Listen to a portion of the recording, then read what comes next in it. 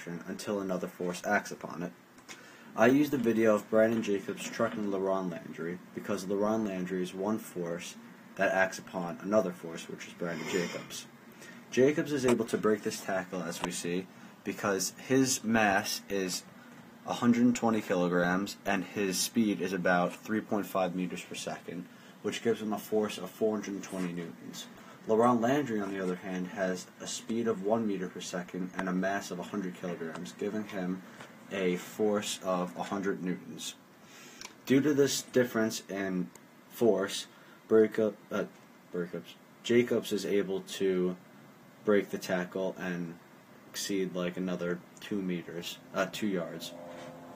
Now we have Tiger Woods' chip shot in the Masters. I use this to demonstrate friction because the golf ball moving along the green and the gravity pulling on it, just kind of easy. While on the fridge, Woods was able to hit the ball on a certain angle where the ball could stop and then fall back down on the break.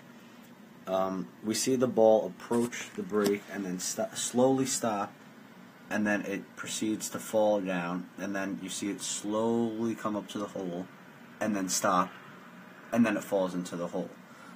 This is caused because the pulling of gravity on the ground onto the ball, the pulling of gravity on the ball, and the push of the green on the ball, and the movement of the ball, all are opposite forces which allow the ball to slow down and then fall back down the other force applied, which is the break. Now we have Robinson Cano's home run in the home run derby. He hits at 426 feet. I decided to measure the pitch and the home run. The pitch had a distance of about 50 feet and took about 7/10 of a second, so I measured that to be about 71.4 meters per second. The home run is about, well, it says 426 feet, and it was about 4 seconds, so that was about 106.5 meters per second for the velocity. My next video is ski cross, the 2008 Visa ski cross.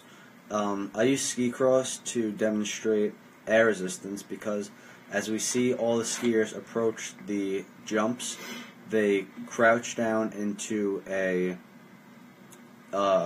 bend-like position. I don't know how to describe that. But when they approach the slopes and the downward movement or the upward movement like the jumps, they have to neglect the air resistance or else they wouldn't be able to reach maximum speed, which is very essential, obviously. So as we see them, they crouch right there, and then they rise up in order to get maximum height, and then once they reach maximum height, they crouch back down to gain speed again.